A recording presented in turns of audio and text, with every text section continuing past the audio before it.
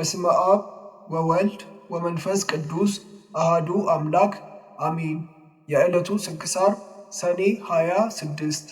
በዚህች ቀን የከበረ የመላእክት አለቃ የገብርኤል በዓሉ ነው። እንዲሁም ኔቅሎን በሚባል አገር በፊዩም ገዳም ቤተ ክርስቲያኑ የተከበረችበት ነው። በውስጧም ከቤተ ክርስቲያኗ የጣራ እንጨት ብዙ ተአምር ይገለጽ ነበር። ጸጋብ በሚሆንባት በዚያች ዓመት ውሃ ይንጠፈጠፋል። ረሃብ ከሆነ ግን ላብ እንኳ አይታይም ነበር። የዚህ የከበረ የመላእክት አለቃ ገብርኤል ተአምራቶቹ ብዙዎች ናቸው። ለእግዚአብሔር ምስጋና ይሁን፣ እኛንም በአማላጅነቱ ይማረን፣ ረድኤቱም ከእኛ ጋር ትሁን ለዘላለሙ አሜን። በዚህችም ቀን የታላቁ ነቢይና መስፍን የነቢያት አለቃ የሙሴ ደቀ መዝሙር የነዌ ልጅ የኢያሱ የዕረፍቱ መታሰቢያ ነው። ይህም ከታናሽነቱ ጀምሮ ለሙሴ አንገቱን ዝቅ አድርጎ የሚታዘዝ ፍጹም ትሑት ሆነ። ስለዚህም በሙሴ ላይ ያደረ መንፈስ ቅዱስ አደረበት። ነቢዩ ሙሴም ካረፈ በኋላ በእግዚአብሔር ትእዛዝ የእስራኤልን ሕዝብ ተረከባቸው። እግዚአብሔርም ኢያሱን እንዲህ አለው፣ ከሙሴ ጋር እንደኖር ከአንተም ጋር እኖራለሁ። ጽና፣ በርታ፣ ለባለሟሌ ሙሴ ያዘዝሁትን ሕጌን ጠብቅ፣ ከእርሱም ፈቀቅ አትበል። ሕጉንም ትጠብቀውና በእሱም ትጸና ዘንድ በውስጡም የተጻፈውን ታደርገው ዘንድ በቀንም በሌሊትም አንደበትህ ማንበብን አያቋርጥ። የኢያሱም ልብ ጸና፣ ሰላዮችንም ወደ ኢያሪኮ ላከ። ሀገሪቱንም አይተው ሲመለሱ የኢያሪኮ ሰዎች አዩአቸው። ሰላዮችም እንደሆኑ አውቀው ተከተሏቸው።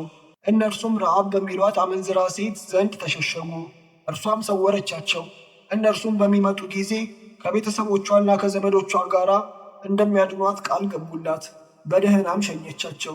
ከዚህም በኋላ ኢያሱ ሕዝቡን ሁሉ የዮርዳኖስን ወንዝ አሻገረ። ካህናቱ የእግዚአብሔርን ታቦተ ሕግ ተሸክመው በዮርዳኖስ ወንዝ መካከል ቆመው የእስራኤል ሕዝብ ሁሉ እስከሚሻገሩ ድረስ የወንዙን ውሃ እግዚአብሔር እንደ ግድግዳ አቁሞት ነበርና። ከዚህም በኋላ ደግሞ በግንብ የተከበበች ኢያሪኮን 7 ቀን ዞራት። ከእርሱም ጋር የልዑል ታቦተ ሕጉ ነበረች። ቅጽሮቿንም አፈረሰ። በውስጧም የሚኖሩ አሕዛብን ሁሉ ከንጉሷ ጋር ገደለ። ሁሉንም አጠፋቸው። አሕዛብ ሁሉ የእስራኤልን ልጆች ፈሯቸው። ከመፍራታቸውም ጽናት የተነሳ የገባዖን ሰዎች ተንኮል አደረጉ። ስንቃቸውን ሰንቀውና አዘጋጅተው መጡ። አሮጌ አቁማዶቻቸውን፣ ያረጁና የተቀደዱ የተቀመጡ የወይን ራዋቶችን በትከሻቸው ተሸከሙ። ጫማቸውም ያረጀና የተተበተበ ነበር። ልብሳቸውም በላያቸው ያረጀ ነበር። ለስንቅም የያዙት እንጀራ የደረቀና የሻገተ ነበር። ወደ ኢያሱና ወደ እስራኤል ወደ ገልገላ መጥተው እኛ ከሩቅ አገር መጥተናል፣ አሁንም ለእኛ ማሉልን አሏቸው። የእስራኤልም ልጆች ኤዊያውያንን ከእናንተ ጋር እንዴት መሐላን እንማማላለን? አሁንም በአቅራቢያችን ትኖሩ እንደሆነ ተጠንቀቁ አሏቸው። ኢያሱንም እኛ ከሩቅ አገር የመጣን ባሮችህ ነን አሉት። እርሱም ከወዴት ናችሁ? ከወዴትስ አገር መጣችሁ አላቸው። እነርሱም እኛ ባሮችህ በፈጣሪ በእግዚአብሔር ስም እጅግ ከራቀ አገር መጣን። በግብፃውያን ያደረገውን ሁሉ በዮርዳኖስ ማዶ በሚኖሩ በሁለቱ በአሞሬዎን ነገሥታትም ያደረገውን ሁሉ ሰምተን መጥተናል አሉት። የአገራችን ሰዎች ሁሉና አለቆቻችን ለመንገድ ስንቅ ያዙ፣ ትቀበሏቸውም ዘንድ ሂዱ። እኛ ባሮቻችሁ ነን፣ አሁንም ለእኛ ማሉልን በሏቸው አሉን። እነሆ ወደ እናንተ እንመጣ ዘንድ ከቤታችን በወጣንበት ቀን ይህ እንጀራችን ትኩስ ነበር፣ አሁን ግን ሻግቷል ደርቋልም። ይህን የወይን ረዋት አዲስ ሳለ መላንበት፣ አሁን ግን ተራቅቷል አርጅቶም ተቀዷል። መንገዳችን እጅግ የራቀ ነውና ይህም ልብሳችን ይህም ጫማችን አርጅቷል አሏቸው።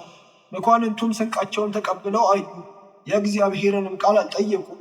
ኢያሱም ከእነርሱ ጋር ሰላምን አደረገ፣ ሊያድናቸውም ከእነርሱ ጋር ቃል ኪዳን አደረገ። የሕዝቡም አለቆች ማሉላቸው። ከ3 ቀን በኋላም እስራኤል ከቅርብ እንደሆኑ ሰሙ። ኢያሱም በቅርብ እንደሆኑ በሰማ ጊዜ በሽንገላ ለምን ወደ እኛ መጣችሁ? አሁንም ለእግዚአብሔር ቤትና ለእኛ ባሮች ትሆናላችሁ አላቸው።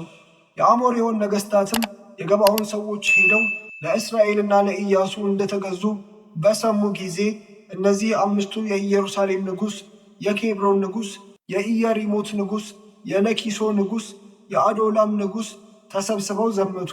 መጥተውም ገባዖንን ከበቧት፣ ሊዋጉም ጀመሩ። የገባዖን ሰዎችም በገልገላ ውስጥ ወደ እስራኤል ሰፈር ወደ ኢያሱ ልከው ባሮችህን ለመርዳት እጅህ አትስነፍ፣ ከተራሮች ላይ የሚኖሩ የአሞሬውን ነገሥታት ሁሉ ተሰብስበውብናልና ወደ እኛ መጥተህ እርዳን፣ ፈጥነህ አድነንም አሉ። ኢያሱም ከገልገላ ወጣ። ሰልፈኞችም የሆኑ ሕዝብ ሁሉ ከእርሱ ጋር ነበሩ።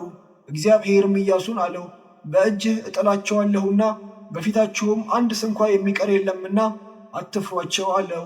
ኢያሱም ሲገሰግስ አድሮ ድንገት በሌሊት ደረሰባቸው። እግዚአብሔርም ከእስራኤል ፊት የተነሳ አስደነገጣቸው። ኢያሱም ብርቱ ጥፋትን አጠፋቸው። ከእነርሱም ወደ ቢቶሮን ቁልቁለት በሸሹትም እግዚአብሔር የበረድ ድንጋይ ከሰማይ አውርዶ ጨረሳቸው። የእስራኤል ልጆች በጦራቸው ከገደሏቸው በደንጊያ በረዶ የሞቱ በዙ።